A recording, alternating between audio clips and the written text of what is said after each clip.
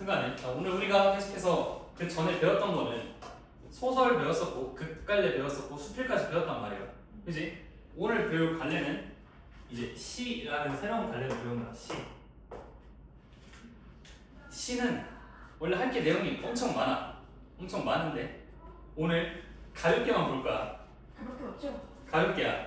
중요한 것들 위주로만 가볍게 볼 거고 나머지 디테일한 거는 그냥 시 보면서 같이 볼 거니까 너무 그렇게 생각 안 해도. 어쨌든 간에 이 시라는 건 무엇이냐? 결국에 얘는 생각이나 느낌을 표현을 한 거야. 생각이나 느낌이 뭘로 표현을 하냐? 운율이 있는 언어로 표현을 한다. 이 운율이 먼저 있다가 볼 거고, 운율이 있는 언어로 우리가 압축하여 표현한 문학 갈래를 우리가 시라고 이야기를 한다.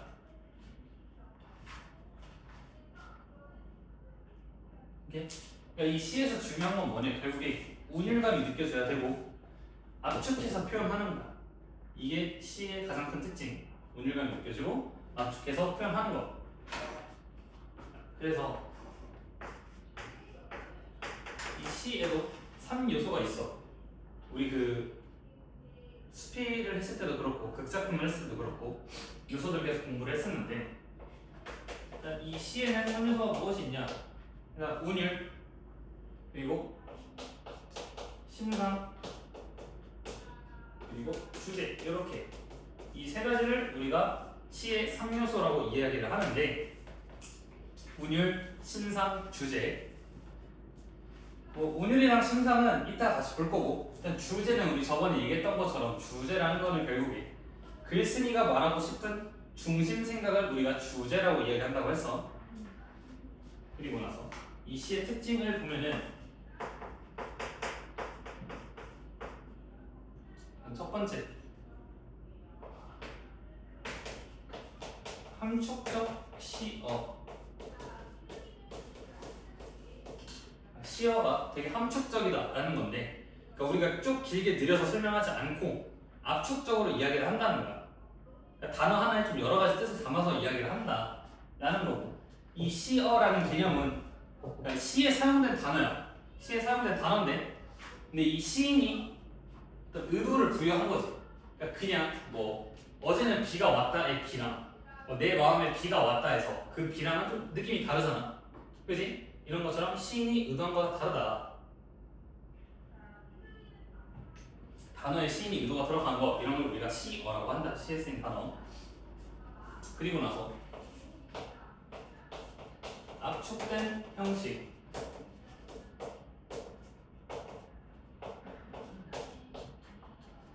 압축해서 표현한다고 하잖아, 시를. 그래서 이게 압축된 형식이 있는 건데, 쉽게 이야기해서 결국에 시는 뭘로 구분이 되냐? 행과 연으로 구분이 되지. 그지? 우리가 행들이 모여서 하나의 연을 만들잖아. 그래서 행과 연 이렇게 되어 있고, 그리고 나서 심상. 그러니까 이 심상이라는 게 뭐냐? 결국에 그러니까 글을 읽을 때 우리 마음에서 어떤 떠오르는 그런 이미지들을 이야기하는 거야. 그러니까 그냥 이미지를 생각하면 돼. 어떤 걸 봤을 때 우리 마음속에 떠오르는 이미지, 얘를 우리가 심상이라고 한다. 이 심상은 어떻게 만들어지냐면은, 얘는 우리 감각기관들 있잖아. 오감이라고 부르는 것들. 그지? 시각, 청각, 청각, 촉각, 뭐 미각, 후각, 이 오감. 이 오감을 관련돼서 만들어지는 거야, 심상이라는 거.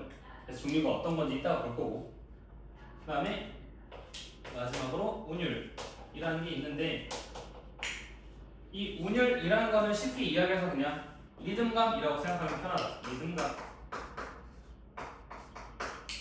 얘네는 리듬감이라고 생각하면 된다. 운율이라는 거는.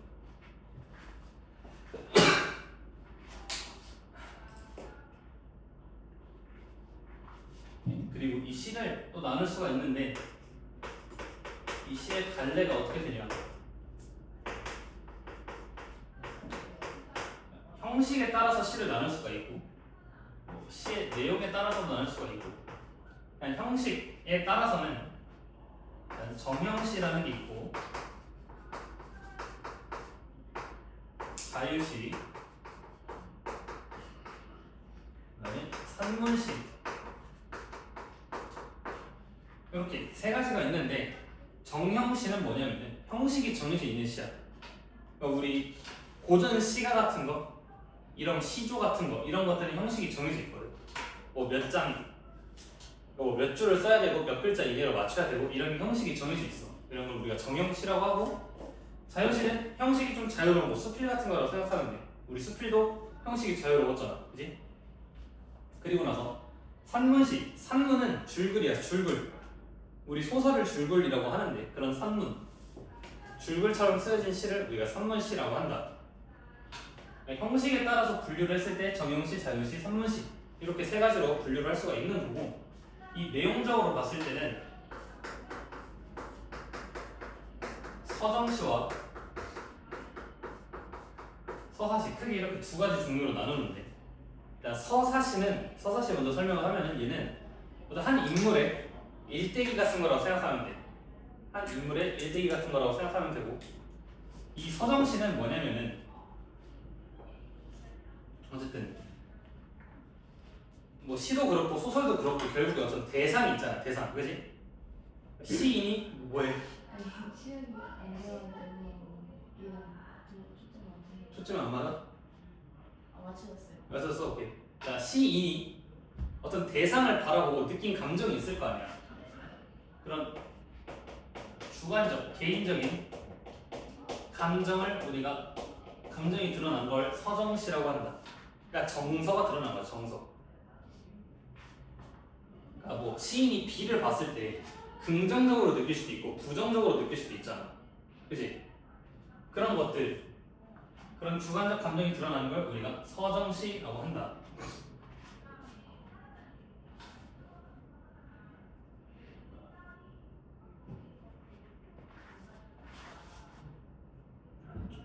여기 심상 먼저 한번 보면은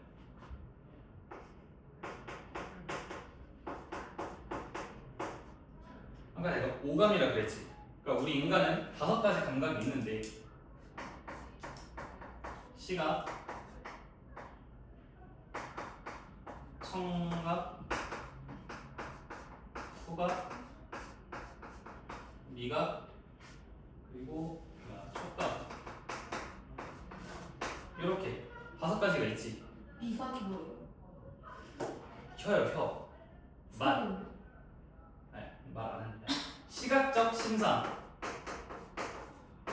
우리가 불러. 청각적 심상, 후각적 심상, 미각적 심상, 촉각적 심상 뭐 이런 식으로 부른다, 얘네들을. 이게 그러니까 예시가 뭐냐? 시각적 심상.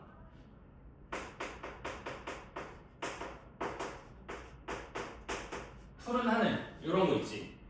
푸르다 하늘 우리 뭘로 봐? 눈으로 보지, 그지? 이런 거 우리가 시각적 심상이라고 이야기를 하고 청각은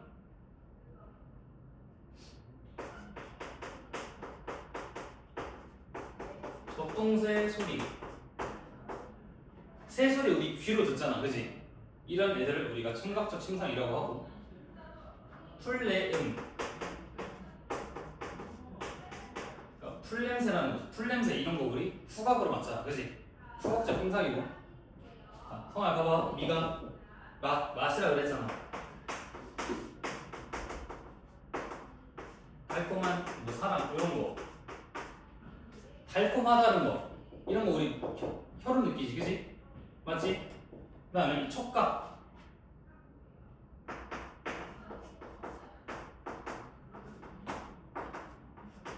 따스한 햇살 이런 거 있잖아. 따뜻하다, 차갑다, 따스하다 이런 것들 다 우리 피부로 느끼는 거야, 촉각, 그지? 그지? 이해되지? 이래서 우리가 촉각이라고 한다. 그리고 이 심상에서 가장 중요한 게 있는데 공감각적 심상이라고 이야기를 하는 것에 있는데 이 공감각적 심상 얘는 뭐냐? 예를 들어서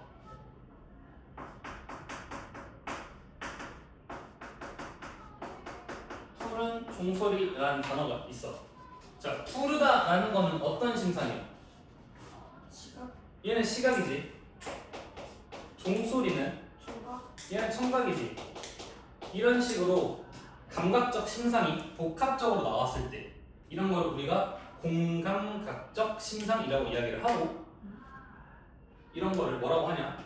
종소리가 푸르다라고 이야기를 하는 거잖아. 그지? 푸른 종소리라는 거는 종소리가 푸르다라고 이야기를 하는 거잖아. 그지? 그래서 이런 거를 우리가 청각의 시각화라고도 이야기를 해. 이 공감각적 심상에는 이런 식으로 감각이 왔다 갔다 하는 거지. 어떤 다른 한 감각이 다른 감각으로 변하는 거. 이런 걸 우리가 공감각적 심상이라고 이야기를 한다.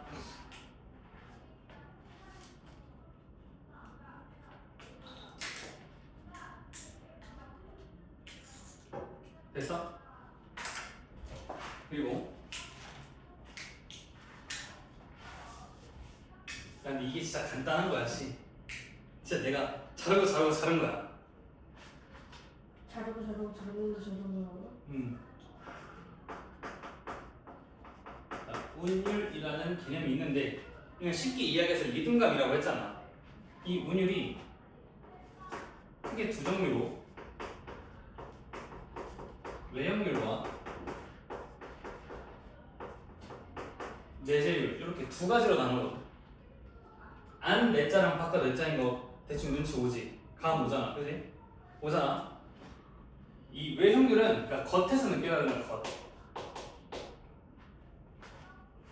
겉에서 느껴지는 운율을 우리가 외형률이라고 하고, 내재율은 뭐냐? 얘는 시 속에서 느껴지는 건데, 그러니까 이 외형률은 겉으로 드러나서 되게 규칙적이야.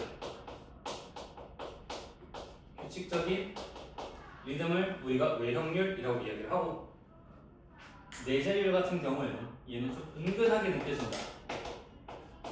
조금 어려운 개념이긴 해. 근데 이 운율을 만드는 방법에 대해서 알면은 알 수 있는 거니까 이건 대충 용어만 하고 넘어가고, 이렇게 규칙적인 리듬은 보통 주로 우리 정형시에서 많이 나타나고, 내재율은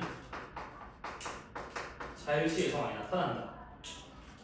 예를 들면은 이런 정형시, 옛날 시조 같은 거에 하여가 라는 게 있는데, 뭐 이런들 어떠하고 저런들 어떠하리 이런 식으로 이런 것들이 반복이 된단 말이야. 이런들 어떠하고 저런들 어떠하리 이런 식으로 좀 형식이 비슷해버리면은 그냥 겉으로 우리가 딱 시를 보자마자 그냥 시에 생긴 걸 보고 리듬감이 느껴진다라고 이야기를 하는 거야.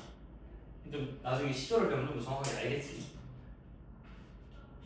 그렇기 때문에 아니, 형식이 정해져 있으니까 얘는 조금 더 리듬이 느껴진다, 정형시. 자율시는 속에서 좀 은근하게 느껴지는 거를 자율시라고 한다. 그러면 이 운율은 어떻게 형성을 하냐? 이 운율의 형성 방법에는 첫 번째로 같은 소리나 단어, 문장을 반복하는 거. 우리 노래에서 훅이라고 부르잖아, 훅. 그지? 그런 게 계속 반복이 되면은 리듬감이 느껴지는 거랑 똑같은 원리라고 생각하면 돼. 같은 소리나 단어, 구절이 이렇게 반복되는 거. 그리고 나서는 두 번째로는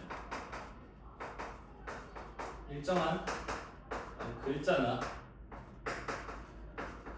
음보라고 하는데, 글자 수나 음보 수의 반복. 아까 예시로 정말 보여주면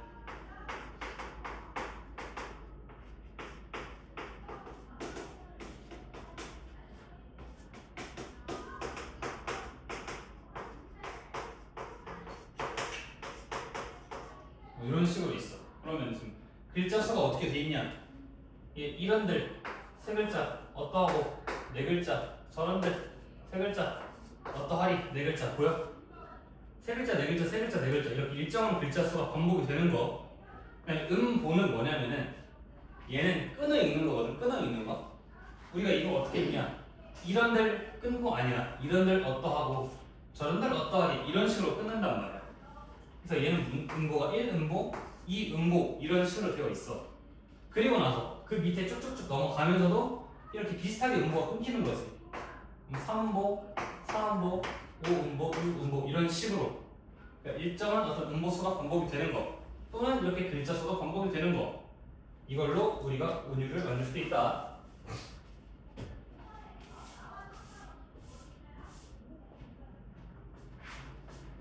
그리고 나서 비슷한 문장 구조를 반복을 하는 거.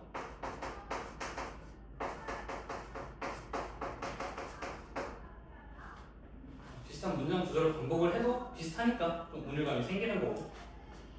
그다음에 운율의 마지막으로는 의성어나 의태어를 사용하는 것. 의성어랑 의태어가 정확하게 어떤 건지 알아? 의성어랑 의태어. 대충 어디선가 들어는 봤지, 그지? 그러니까 의성어는 얘가 소리 성자야. 그래서 그냥 어떤 소리를 흉내낸 거. 그러니까 뭐 강아지 울음소리나 고양이 울음소리 이런 것들을 소리 흉내낸 거를 의성어라고 하고, 의태어는 어떤 모습이나 또는 움직임을 흉내낸 거를 우리가 의성어, 의태어라고 해.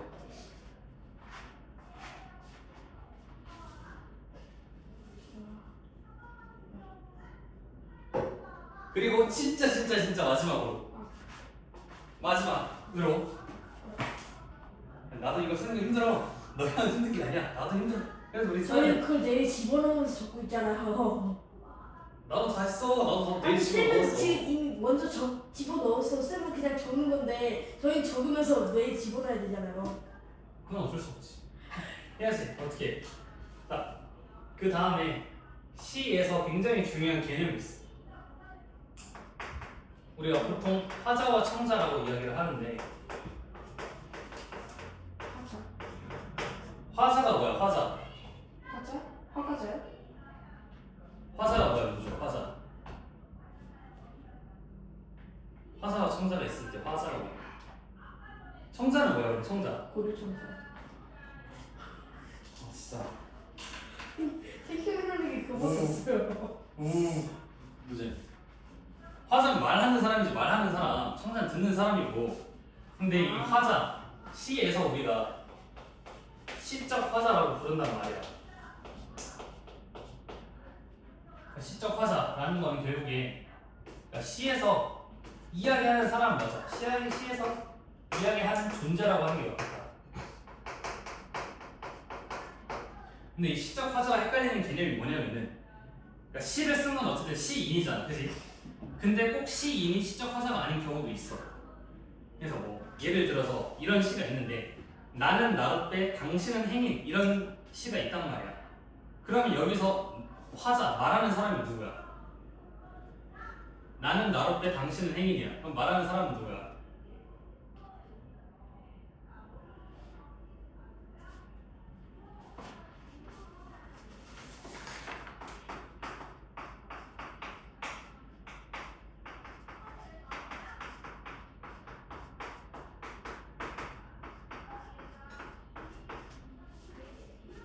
나는 나룻배 당신 행인, 이런 구절이 있어.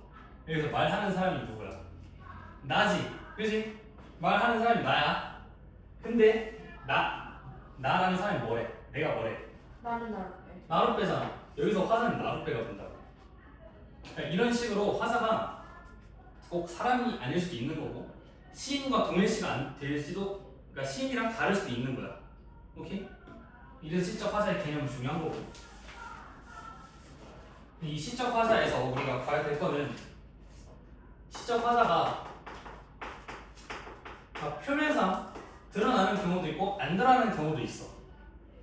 그러니까 우리 아까처럼 나는 나룻배 이런 식으로 나는 게 나오면은 시적 화자가 표면상으로 드러나는 거야. 근데 나가 없어? 그럼 시적 화자가 표면상으로 드러나지 않은 거야. 또는 아까 말한 것처럼 이 시적 화자와 시인이 같을 수도 있고 다를 수도 있다. 이 정도의 경우를 우리가 잘 살펴야 된다. 시적 화자에 관련된 문제들. 다만 한 가지 알아야 될 거. 시적 화자가 없는 시는 없어. 그러니까 시에서 말하는 사람은 무조건 있는데, 그 시적 화자가 표면상에 드러나느냐 안 드러나느냐 이 정도의 차이가 있는 거지. 화자가 없는 시는 없다. 알겠지? 그리고 나서 듣는 사람은 또 청자가 있는데, 화자가 이야기하는 사람이면 청자는 뭐야? 이걸 듣는 거지.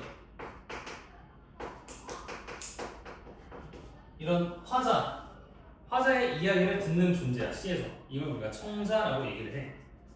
그러니까 뭐 화자와 청자 생각을 하면 당연히 뭐 시를 쓴 사람과 화자 말하는 사람은 시인일 거고 듣는 사람 청자는 독자겠지 글을 읽는. 근데 그런 게 아니라 시 안에서 이야기하는 존재와 시 안에서 듣는 존재야.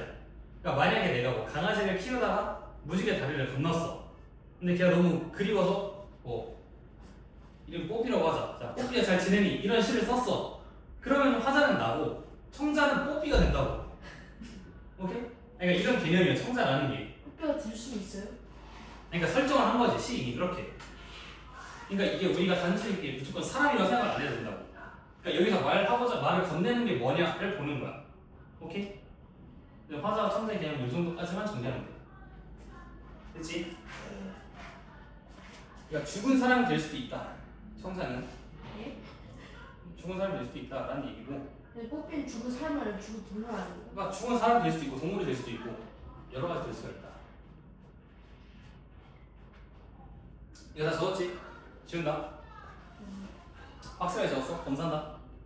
적었어? 오케이. 안 아까워요 저거? 뭐 아까는 어떻게 아깝다고 안 지울 수도 있는 것도 아니고 지워야지. 왜냐? 그거 할게 많아. 예? 일요일이랑 힘들다 얘들아. 근데 해야 돼 어떻게? 14페이지 이제 넘어와서 이제 우리가 오늘 배울 시가 뭐냐? 또 시는 두 개씩 나오는 거. 맞아. 아,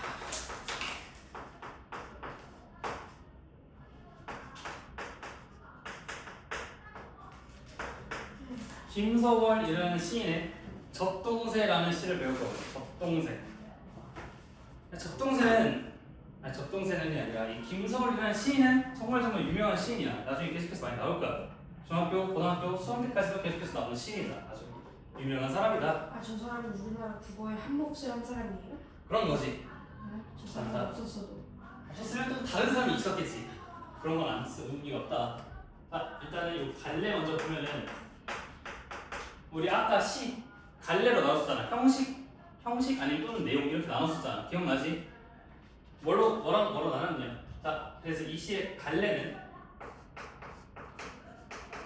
자유시. 그러니까 형식이 자유롭다. 현대시의 특징이야. 현대시는 대부분 자유시와 서정시야. 이 시의 갈래 이렇게 적고, 그다음에 우리 소설에서도 사실 그 작품의 성격이라는 게 있거든. 작품을 읽으면서 우리가 어떤 지점들이 느껴지는지. 그래서 얘 같은 경우는 전통적, 민요적. 그러니까 이런 시를 쓰거나 시를 읽을 때 우리가 어떤 감정이 느껴지느냐, 어떤 느낌을 받을 수 있느냐. 예상적, 향토적 이런 성격을 가지고 있는데, 예상이라고 하는 거는 슬픈 거야. 슬프고 그리워하는 거고, 향토적이라는 거는 조금 정겨운 고향 같은 느낌이라고 생각하면 편해.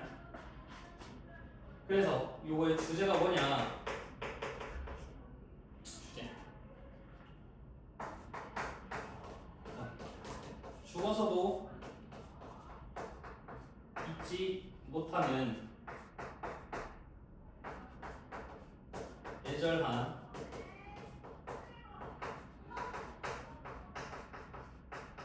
혈육의 정이 이 시의 주제다. 야, 죽어서도 잊지 못한다. 벌써 슬퍼, 그지? 그지? 바로 예상적인 성격 바로 나타난다. 이 시의 주제부터. 그리고 나서 이 시의 특징이 무엇이냐? 주제부터 매우 어려우니까. 시 그렇게 어렵지 않아. 그래도 분석이 다 되어 있는 거라서 이게 이렇게 하는 거구나, 이렇게 되어 있는 거구나 하면 알면 돼. 그렇지? 얘는 설화를 바탕으로 한다. 우리 뭐 단군은 신화이긴 하지만 그런 설화들이 있잖아요. 이야기 옛날부터 전해져 내려오는 그런 이야기. 얘는 이제 설화를 바탕으로 시상을 전개를 한다. 이 설화를 바탕으로 해서 그 시의 이미지가 전개가 된다는 거야. 그리고 나서 이 김소월이라는 시인에서 가장 잘 드러나는 감정이, 정서가 우리 민족의 한이라는 정서, 한. 가슴 속에 한이 쌓이다 해서 그 한이야 한. 오케이? 한의 정서가 드러나고. 그 다음에 이 시는 의성어가 반복이 된다. 의성어가 반복이 되고 예상적인 분위기도 나타난다.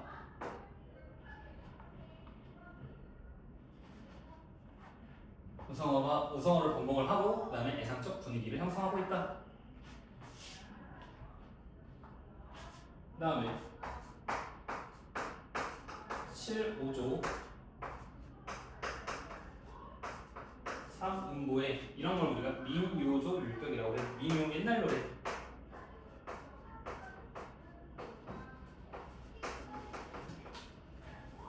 그래서 전통적이고 좀 예상적인 느낌을 받는다. 가 이 시의 특징이야. 하고 시를 할 거니까 책상을 좀 보세요.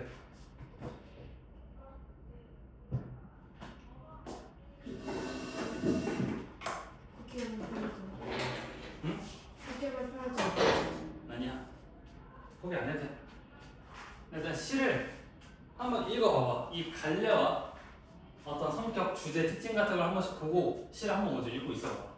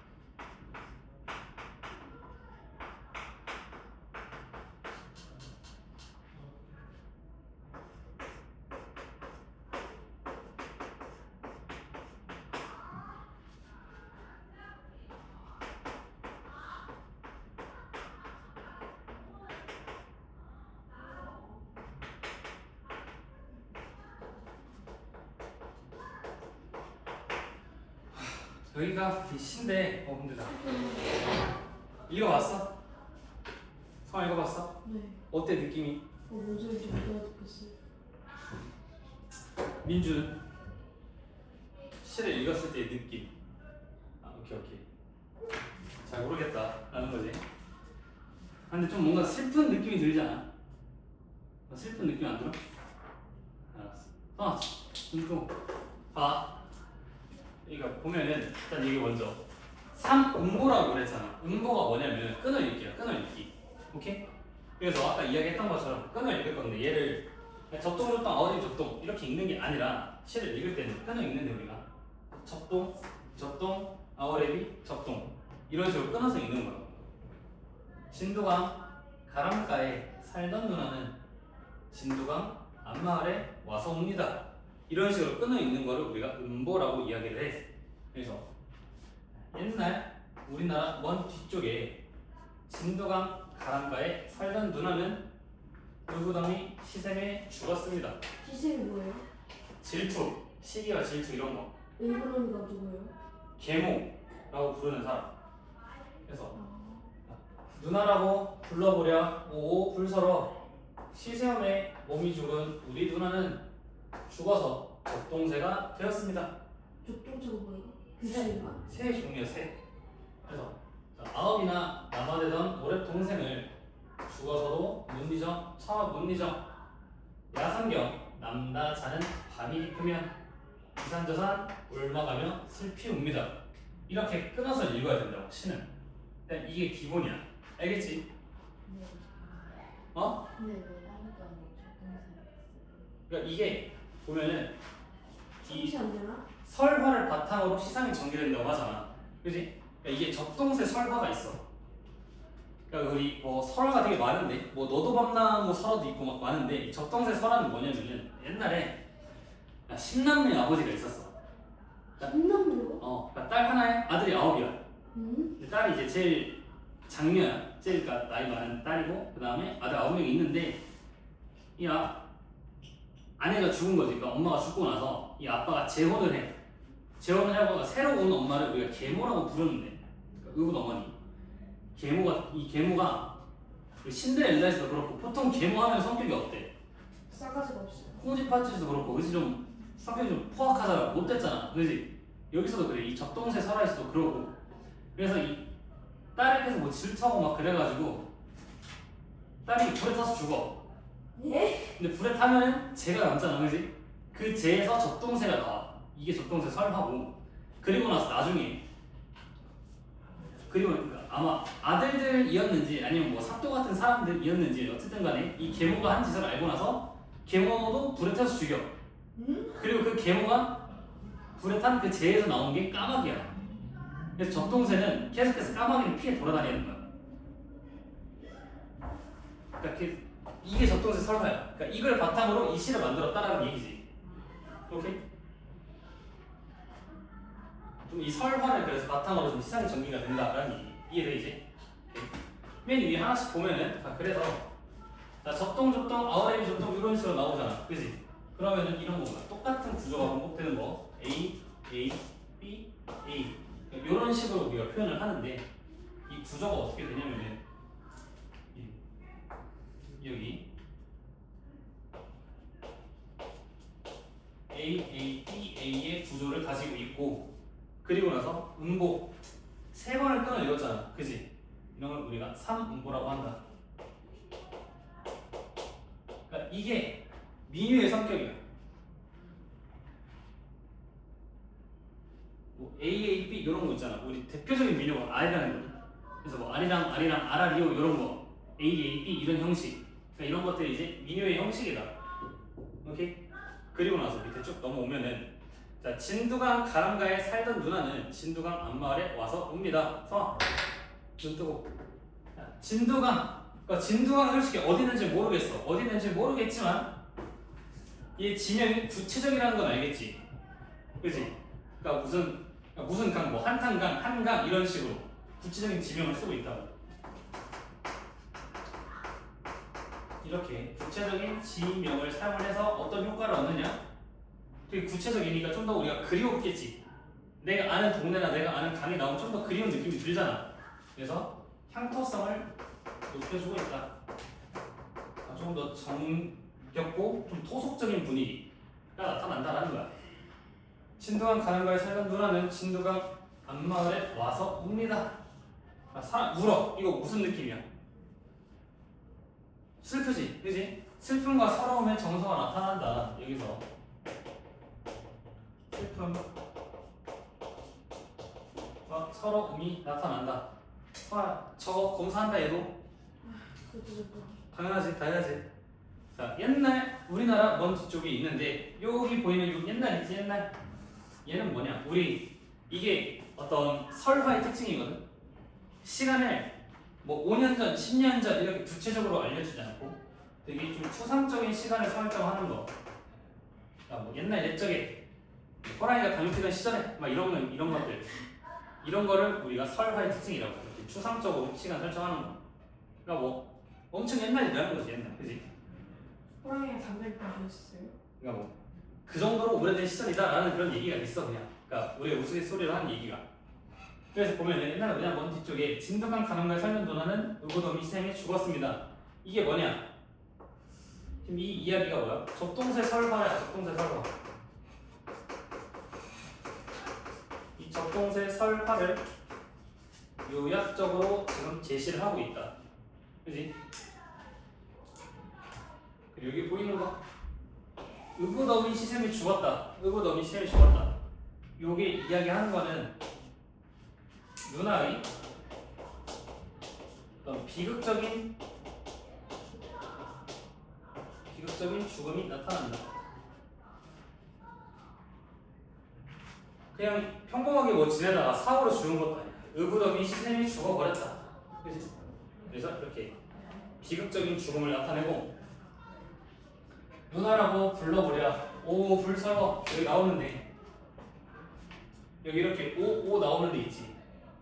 요거 이런 표현법 중에 하나인데 이게 뭐냐? 이거를 우리가 영탄법이라고 하는데,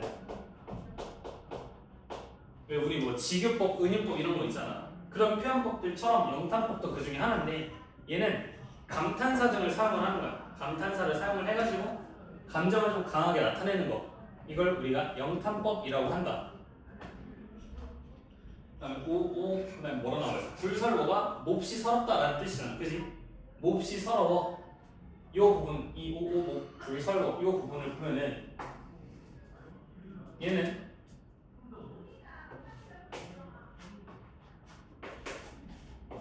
화자의 정서가 지금 직접적으로 제시되고 있다. 오 불서러워, 오 몹시 서러워, 이거 지금 화자가 이야기하고 있는 거야. 화자의 정서가 직접적으로 드러나고 있다. 여기까지 이해되지? 그지? 시샘의 몸이 죽은 우리 누나는 죽어서 적동세가 되었습니다. 그러면은 지금 봐봐, 여기서 우리 누나라고 하잖아. 우리 누나, 그지? 그러면 지금 이 시 이야기하는 사람 누굴 것 같아? 우리 누나래. 가족 중에 하나겠지, 그지? 동생들 중에 하나, 그지? 이해되지?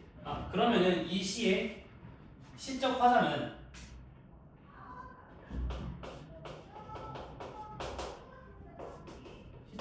누가 되냐? 동생이 되겠지. 동생들 중 하나. 그지?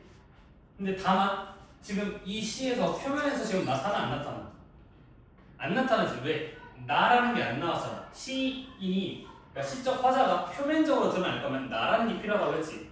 내가 이런 우리 1인칭 소설 비교할 때처럼 시에서도 마찬가지로 나가 안 나타났으니까 시적 화자가 동생이야 이지만 표면적으로 드러나 있지 않다. 표면적으로 드러나 있지 않다. 오케이? 그래서 죽어서 지금 적동세가 되었대. 죽어서 적동세가 되었다. 이 적동세가 뜻하는 게 뭘까? 적동세가 뜻하는 거. 누나의 화신이지, 화신. 환신. 이 적동세가 뜻하는 거는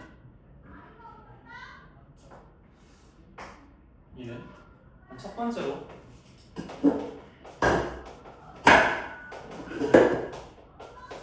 누나의 환신. 우리가 다시 태어나는 걸 환생이라고 하잖아. 환신은 다시 태어나고 난 이제 몸이야 몸. 그리고 나서 이 적동사를 뜻하는 거. 사람이 보통 죽으면 어디로 가? 뭐 사후세계로 가겠지, 그치? 저승이나 뭐 그런 걸로 가겠지. 근데 이 누나는 지금 적동세가 된 거잖아, 죽어서, 그치? 그러니까 이런 게 얼마나 한이 맺혔으면은 인간 세상을 떠나지 못했을까라고 생각을 하는 거야. 그래서 적동세가 뜻하는 거, 죽은 누나의 한을 이야기를 한다.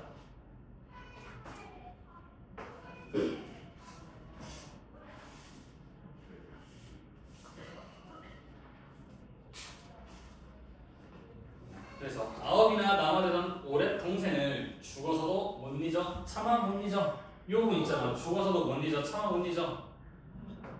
못 잊어 차마 못 잊어. 지금 여기서 있는 계속 반복을 하고 있잖아, 그지? 못 잊어 못 잊어, 그지? 문장 구조도 비슷하고, 그지? 이런 거 반복해서 이렇게 운율을 형성을 하고 누나의 어떤 그리움, 한을 강조하고 있다 이 부분에서. 그리고 보면은 야상경 남다 자는 밤이 깊으면 이산저산 올마가면 슬피 웃는다 라고 나오는데,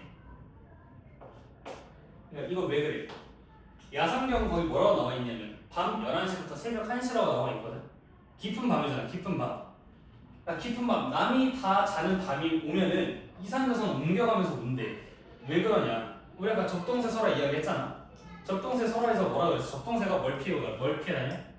까마귀를 피해 다니는 거야. 그러니까 죽어서도 까마귀가 이 괴물을 만날까봐 피해 다니는 거라고, 밤 늦은 시간에. 그러면 이게 어때? 요걸로 인해서 그러니까 죽어서도 마음 편하게 다니지 못한다. 그래서 비극성이 심화가 된다. 이 마지막 구절로 인해서. 오케이? 시는 이렇게 보면 끝이고, 그래서 연별로 한 번씩 정리를 해보면은 행과 연이 뭔지 알잖아, 그지? 1행, 2행, 3행이고 1연이잖아, 그지? 행들이 벌써 연이 만들어진다고 했어.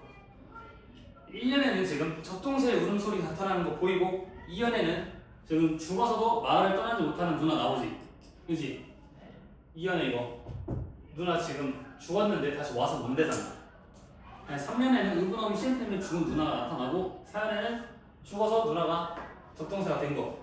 마지막 5년은 죽어서도 동생들을 잊지 못해 슬프게 우는 누나가 보인다. 시를 읽을 땐 그래서 이렇게 연별로도 우리가 각각 정리를 할 줄 알아야 돼. 여기까지 보면은 그냥 어떤 이 설화를 바탕으로 좀 각색한 시 같잖아, 그지? 그냥 뭔가 꾸며낸 이야기 뭐 그런 느낌으로 들 텐데, 우리 저번 시간에 이옥설 얘기했을 때 무신정변이라고 그랬잖아, 그지? 이옥설에 쓰여진 시기가 기억나? 알았어. 하지마. 무신정변이었는데, 그런 것처럼 우리가 작품을 감상하는 방법에는 작품을 중심으로 보는 게 있고, 독자를 중심으로 보는 게 있고, 뭐 작가를 중심으로 보는 게 있고, 여러 가지 방법이 있어. 그 중에서 우리가 무신정변 얘기했던 거는 이제 그 작품이 쓰여진 시기, 그러니까 당시의 현실을 보고 이야기를 하는 건데, 그런 관점을 우리가 반영론적 관점이라고 이야기를 하고, 이 반영론적 관점을 그래서 정확하게 이야기를 하자면, 이 작품이 쓰여진 당시의 시대나 어떤 이 사회 문화적 배경을 바탕으로 작품을 해석하는 걸 우리가 반영론적 관점이라고 얘기를 해. 이 시를 이렇게 볼 거야. 반영론적 관점으로 시랑 적동세를 바라보면은 우리 민족의 역사에서 한이 제일 많이 생긴 시기가 언제일 것 같아? 응? 일제강점기? 일제강점기지, 그지? 이 시가 쓰여진 시대적 상황이 언제냐? 얘가 일제강점기 때 쓰인 시다.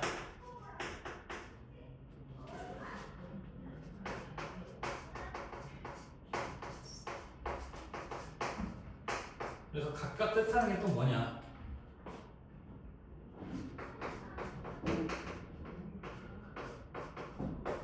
어미마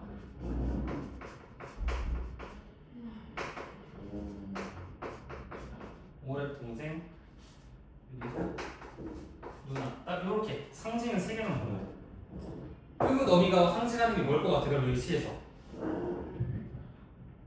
의붓 어미가 상징하는 건 뭘까? 괴롭히는 거 누구야? 괴롭히는 일제 감정기 때 괴롭히는 게 누구야? 저 종이들이? 일제지 일제. 조요토미 히데요시는 그거 되잖아. 임진왜란이잖아 심지어. 에? 조요토미 히데요시는 임진왜란이잖아. 에? 이토 히로부미지 일제 감정기는. 다카이치 아니었어요? 일제가 아니 임진왜란 때? 아니 일자룡이가 다카이치고 임진왜란이 히데요시. 응. 조요토미 히데요시라며. 아무튼간에 그런 거 중요하지 않고 여기서는 자 그래서 이 오랩 동생이 뜻하는 건 뭐냐?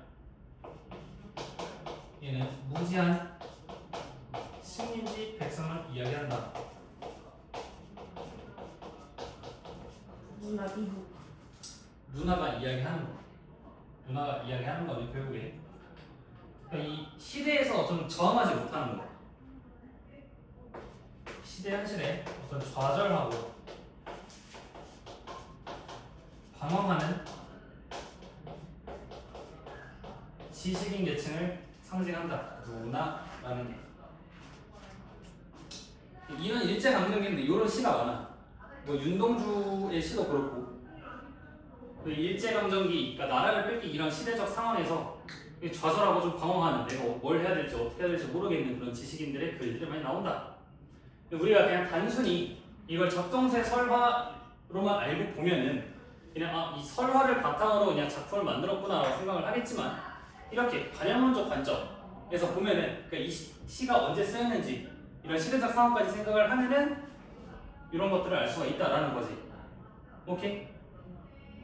자, 이거 독해 체크 16페이지 넘어와서 16페이지 피고.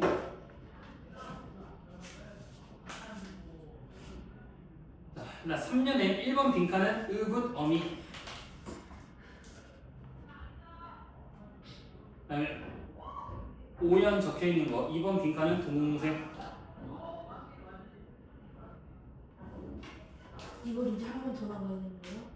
하나 더 있는 거예요 지금? 이것보다 짧게 할 거야. 얘는 지금 다 일일이 써서 좀 오래 하는 거고. 그다음에 그 화자의 상황과 정서에서 3번 빈칸은 적동세.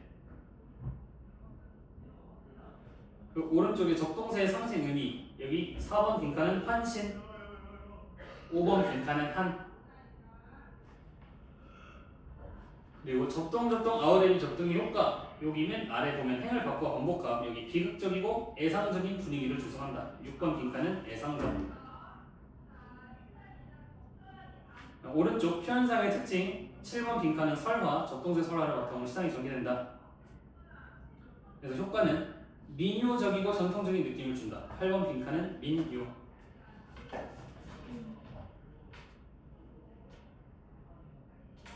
오케이?